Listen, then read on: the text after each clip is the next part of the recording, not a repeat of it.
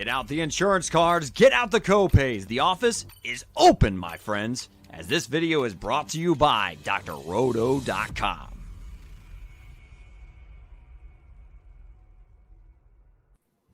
Welcome, my friends, to a special podcast edition. I was talking to Mr. Doc here and this morning and thinking about players I needed to trade for. And it got me thinking, man, I'm just going to put him on video and just ask him point blank. Let's talk about it. So that's what we're going to do. So week 11 is a trade deadline for a lot of leagues, right? A lot of leagues. Yeah, I got a trade deadline coming up in most of my leagues, and I want to make a push. So I gotta swindle some people. So we got to find some trade values. Do you think this is the right week to have it, considering everything's, there's more games? Because nobody really changed it.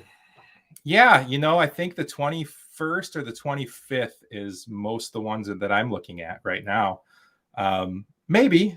I mean, I didn't really want to change my playoff structure because I feel like we're going to get 2 crappy weeks at the end of the year. But you also have that playoff or the bye week in week 14. So what we did in one of my leagues is that week 14 is like a play, like everybody plays everybody league. Mm-hmm. Doesn't really count. And then we'll do weeks 15, 16, or 17. How can you do a playoff when week 14 where teams are going to be out? Yeah, so that just didn't seem fair. Yeah, so I don't know if that setting was fixed in all the leagues. I probably should look into that, right? That's a good idea. Well, anyways, we are here, of course, on behalf of drroto.com, your daily prescription of fantasy sports. And if you're watching this, you already know that. But if you're not in the Discord, that's where the magic happens. So make sure you reach out. If you don't know how to get in Discord, we'll get you in that Discord, right? The Discord was great. Honestly, it's been my favorate thing. I wasn't really a Discord person prior to starting the site. You knew that. I mean, you basically had to show me how to use it. But what a find on Sunday mornings to be able to answer questions. And I mean, throughout the week, and people are in there and chatting and community based. It's really good. I couldn't be any happier with it. They got to do it. All right, well, let's get right into this, my friend. I've got 10 wide receivers I want to ask you about, and we'll see what happens after that. Okay. So no running backs, no quarterbacks, no tight ends. No, I'm focused on wide receivers right now. So, I'll ask you that, you'll have some time on your own when I'm done with you. And you can bring up a few players if you like. But this all kicked off this morning when I asked you about Mike Williams. I have seen the most chatter on this guy about, can I drop him? Do I bench him? Do I flex Gibson over him? This guy has shown that he can put up 25, 28, 30 points week after week, but he just hasn't done it the last few weeks. Is this a ripe time to go after the Mike Williams owner? So look, I'm looking at the schedule right here on drroto.com, by the way. Strength of schedule. Pittsburgh this week, not the greatest. Denver, yeah. Then it becomes the Bengals, the Giants, the Chiefs, the Texans, the Broncos. Pretty good schedule. It's a pretty good schedule. So look, what they've been saying most recently is he's not injured. I think the Chargers look off. They're not taking deep shots downfield to Williams like they used to. They're not establishing the run. Herbert has been mediocre at best the last couple of weeks.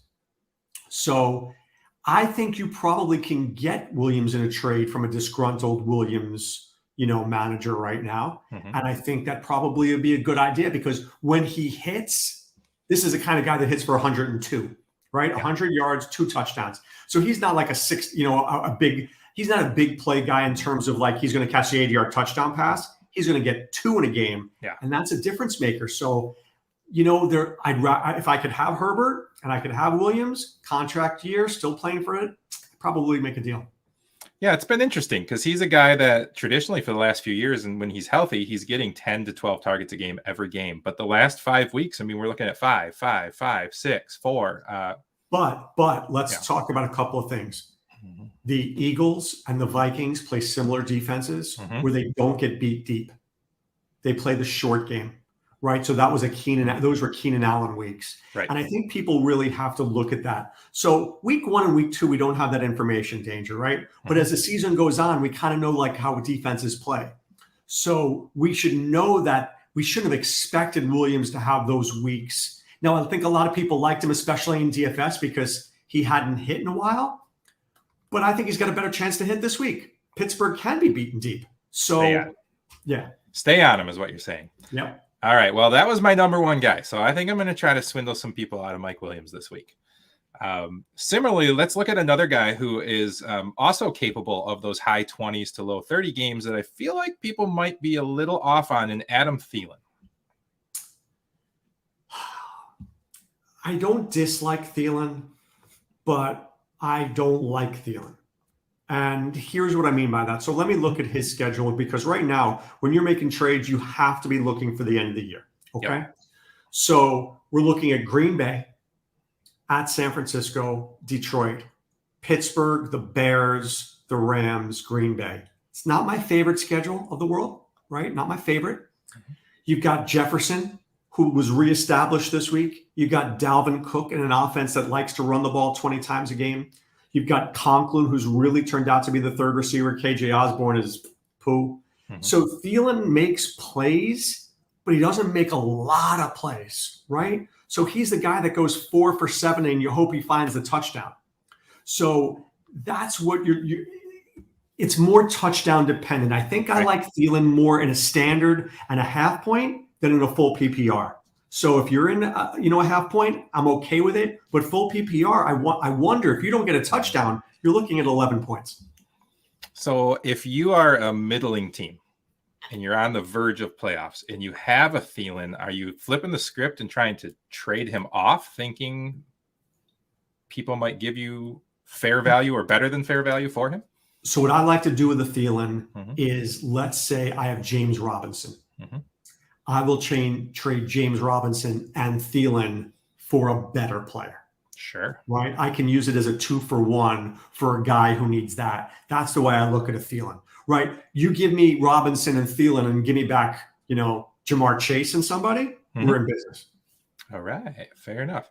All right. Let's take a look at somebody I'm a big fan of, but another guy I'm seeing some chatter. People are unhappy with the offense. They don't like the direction they've been seeing. The schedule's not the best. Terry McLaurin. Well, look, I like him. I like Heineke.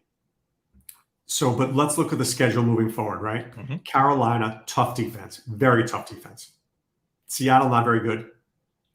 The Raiders, not very good, but here's where it gets ugly. Mm-hmm. Dallas Eagles. Ooh. Right? So the Eagles don't scare me because they will. I mean, Slay is there, but you can beat Slay. But you've got Trayvon Diggs twice, and you got Slay twice in those last 4 games. That's a little dicey. Now, here's the thing about Diggs. I think Diggs gets too much credit. He's not a shutdown cover. No. He's just a big play cover guy, right? So imagine this, right? McLaurin's here, Diggs is here. Diggs comes in, tries to get the ball, and goes to the house with it. But he'll let up the catch. If he misses it, he's going to miss it, and McLaurin's going to go for a touchdown. So right.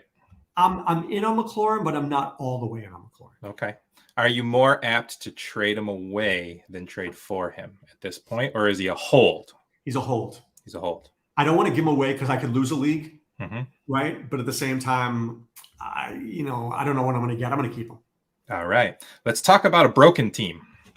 Let's talk about a guy I was super hyped for. I have him in a lot of spots. So maybe it's more of a trade away, although I don't know you can get a lot of value for him right now because of the quarterback situation in Pittsburgh. Deontay Johnson. Where do we stay with him? Yeah, I think that he's either a big hold. I think he's a hold. I mean, Ben Roethlisberger is going to come back, and he just gets tons of targets. I don't know why we saw Ray McLeod and James Washington. I mean, that's just an anomaly. Johnson is that guy that gets 12 to 14 targets a week. He's their number one guy. He's their number one guy when Claypool's there. So, look, if I'm in a PPR league, I'm living or dying with Deontay Johnson, who should be able to give me 16 points a week. So let me ask you this question. How many positions do you play? How many starters do you have in your league? So my main 2 leagues are 2 running backs, 3 wide receivers, and a flex. So 6 plus a quarterback? But and a tight end, Okay, so if you could get 16 points a week from each player, would you win most weeks? Well, yeah. So then why would you get rid of Deontay Johnson? Well, that's my question is, do I trade for him because the people are down on that team? Yeah, I think I would. Because look at what let me take out the calculator there because I can't do that kind of math in my head, right? So if you've got 16 times 7 is 112 points a week, right? Right. If I told you how many weeks are you winning your league by scoring 120 points, my guess is about 85 to 90% of the time. That's where I want to be. That's fair. And just looking through this list, this is a guy who basically, you're right, scoring 12 points a game. He's got the Chargers, the Bengals, Baltimore, Minnesota, Tennessee. That's a beautiful thing. Minnesota, Tennessee, right at the beginning of the playoffs. Yeah. I mean, Minnesota lets up those short passes, as does Tennessee.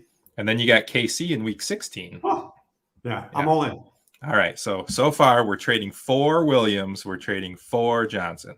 Right. And we're getting rid of Thielen and we're keeping McLaurin. All right. This is a good list. I like this so far.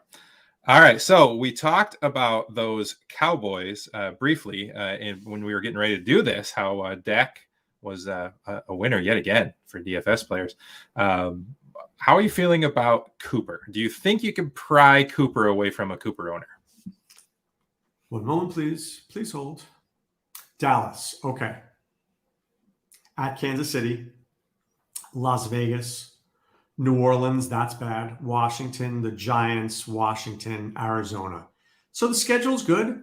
The old adage was I like Cooper better at home than I do on the road. And he's got 1, 2, 3, 4 games. So I'm looking at the playoffs. So you're looking at the Giants, the Washington, and Arizona. I think it's a pretty solid schedule. I just like Lamb more. I think when I look at it, it's Lamb and Zeke. And then Cooper's 3. So, and here's the big thing. And let's talk about trading for a second. The guy who has Cooper likes him more than you do. Probably.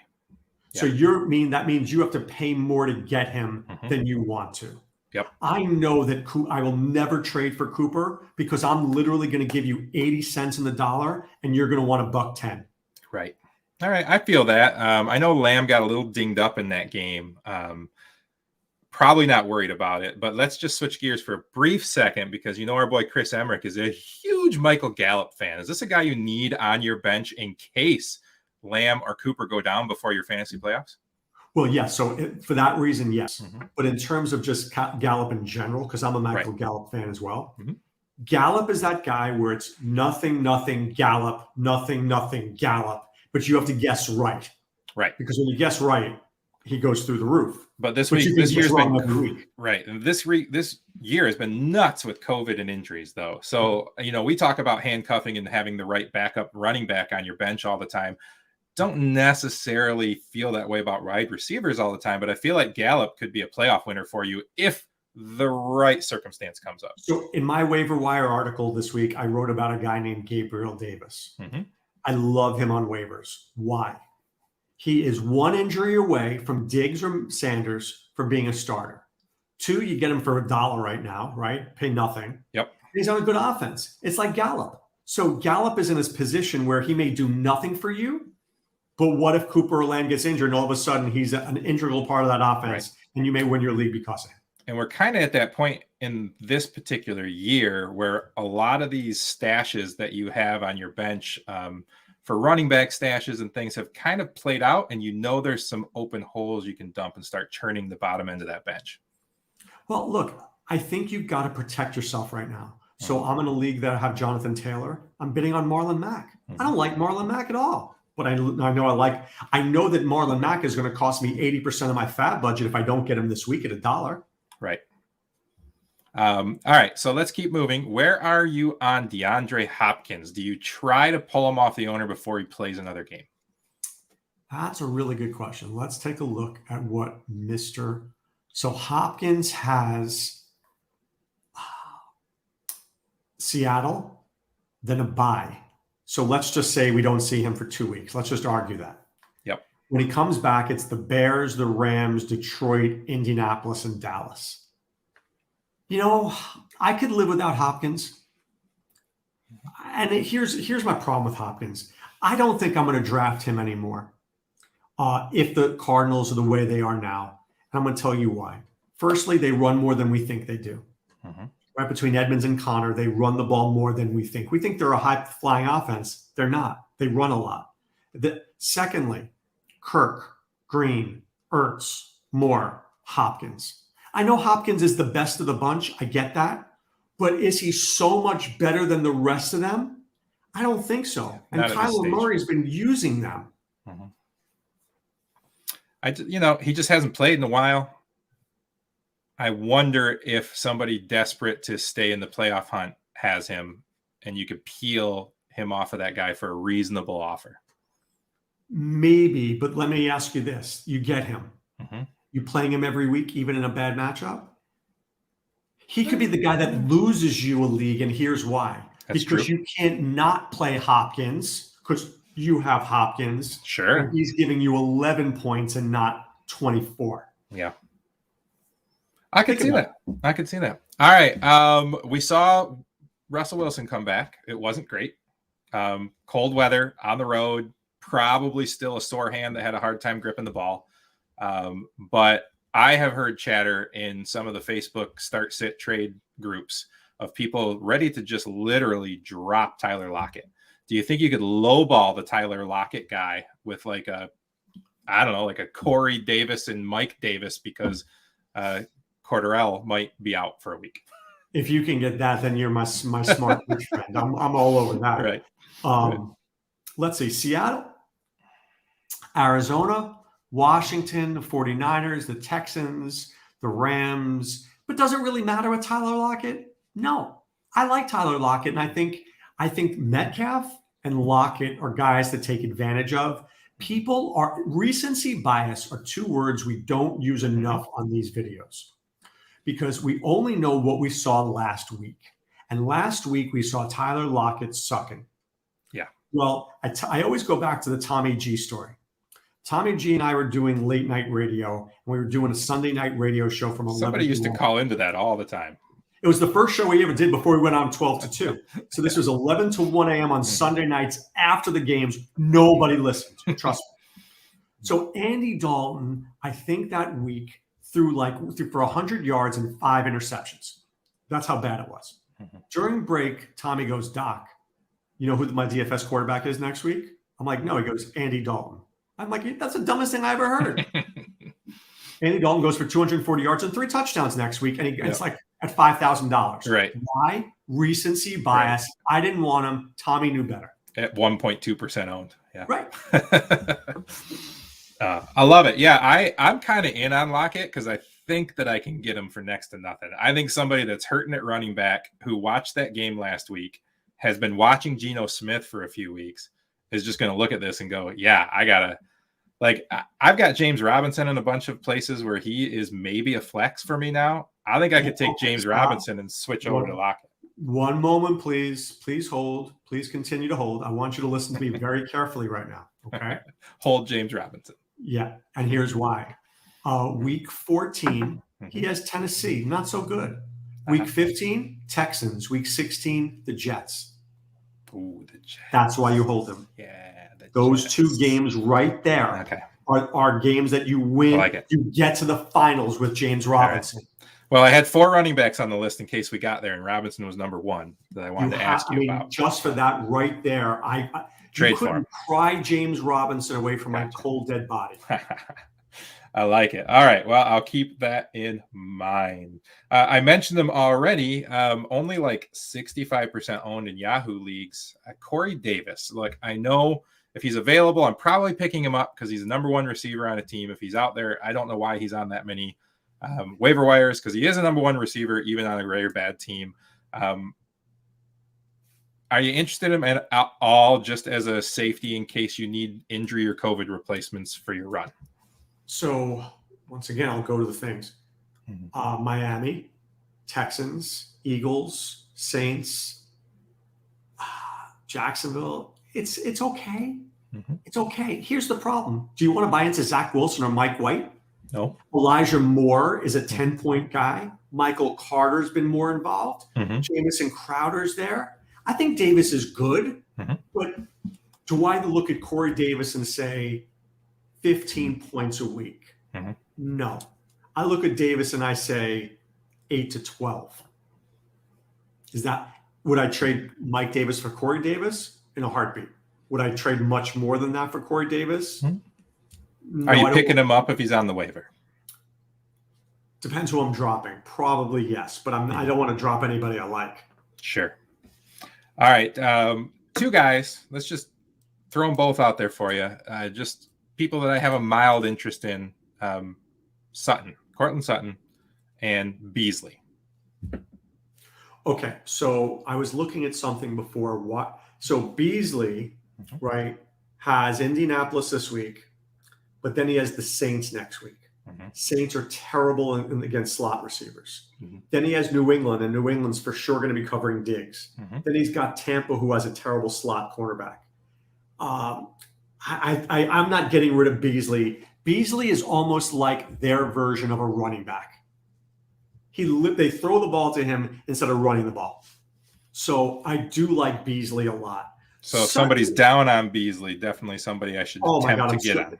In a PPR, scooping that guy up. Sutton is different because Teddy Bridgewater, it's gotten uglier. You know, there's flashes, but he's not good. And now Judy has to get the ball, and Fant's getting the ball, and Patrick is good, and Javon. I can move Sutton more easily than I can move Beasley. Let me tell you something. Which offense do you think is going to score more points in the next 6 weeks? The Bills or the Broncos? Right. I mean, yeah, Bills. But they've had a couple of off games.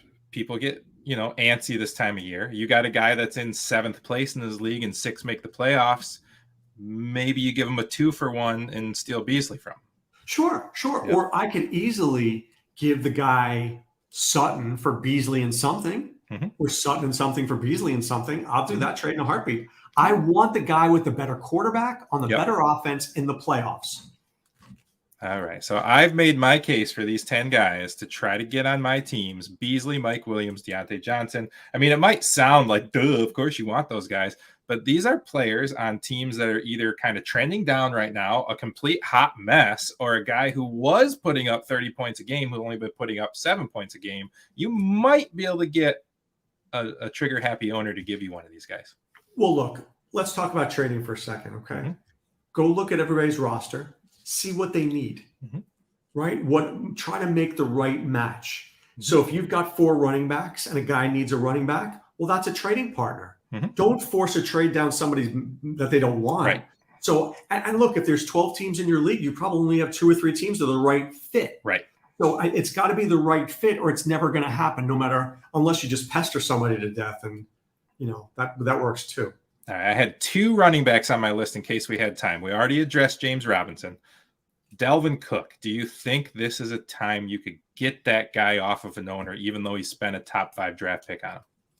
I don't think you ever get Dalvin Cook off an owner. I think you have to pay too much because people always go back to, I drafted him number 2 overall. Sure.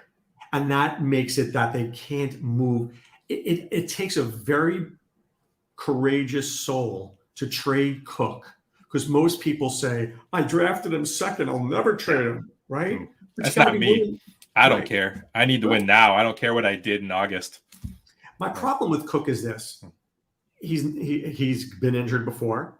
And if you trade Cook and you don't have Madison, you're in trouble. It's like trading for McCaffrey right now. Yeah. I would only trade for McCaffrey if I can get Chuba Hubbard. Right. I have to cover myself, or I'm not doing it. Can I tell you the one guy I'm most worried about? Yep. I would be trading this guy if I possibly could. I don't know if you can at this point, but Aaron Jones, here's why. A.J. Dillon is a beast. Looks good. He looks great. So let's just assume Jones comes back healthy. And this is what I'd sell the person on. Hey, Jones coming back in 2 weeks, ready for the playoffs. You know he's going to be the guy. He's not going to be the guy. I think they're going to be the co-guy. They're going to share it, their danger. I think so. And that makes Jones not as good. All right, real quick, and we'll wrap it up and get out of here. Just looking at the people who have excelled this year. Any of these people, just a yes or no, are you interested in trying to move at a high end to get a couple pieces below? I'm looking at guys like Hollywood Brown, now that Bateman's kind of made his place. I would trade him. Because Hollywood Brown is 1, 2, 3, 4, 5, 6, 7th in PPR scoring so far. That's way above his pay grade, right? Tradable. Michael Pittman. Not tradable. He's number 8. Not tradable. He's for real. Yeah, and he's the only guy who catches the pass. I mean, do you know that last week nobody had more than 31 yards receiving besides Pittman? Mm-hmm. Yeah. DJ Moore. I hate Cam Newton's guts. I would trade him. All right. Let's see here. And by the way, I think Cam will be good for Robbie Anderson and Terrace Marshall. Hope so, right? Jalen Waddle. I could trade him. Mm-hmm. And the last one, Devontae Smith. I wouldn't trade him. I think he's playing better. He doesn't get a lot of catches, but he's doing a lot with those catches. And I think Hurts looks to him, so I probably would hold him for now. Fair enough. Yeah, I have Hollywood in just one league, and I feel like every week I'm waiting for him to just disappear and not come back because like this is way over his talent level where he is. Look, he's good. So somebody, I was listening to the Fantasy Sirius XM, and somebody had said, Hollywood didn't really work out with everybody last year because he was injured, so that's why he's playing better. Okay, but Bateman is good, Mark Andrews is good, and I don't trust Lamar really, and that's a team that likes to run the football. And Latavius Murray's been out. When that guy comes back, he's going to get 15 to 20 touches. So I could trade Hollywood Brown if I could, because I think I could get a lot for Hollywood Brown. Sure. I mean, he's a top 10 point getter right now. So right. I love it. Well, I appreciate it, Doc. When are we going to catch you on outside on the radio this week? Well, let's see. Maddie and I are doing the first look tomorrow. Yep. As little tornadoes permitting. And then we're doing Friday Night Lights on Friday, and then we're doing the Visionary Plays, and then we're doing Saturday morning on Sirius XM, and then we're doing Discord on Sunday. I'm so locked in by Sunday. This site has been so good for that. I mean, really, my DFS has been sharper than ever. Sure. And here's the thing, man. I'm looking at our user count of people who are actually on our site and the people that are in the Discord. There's room for you people. Come on, come into the Discord. That's where we have the most fun.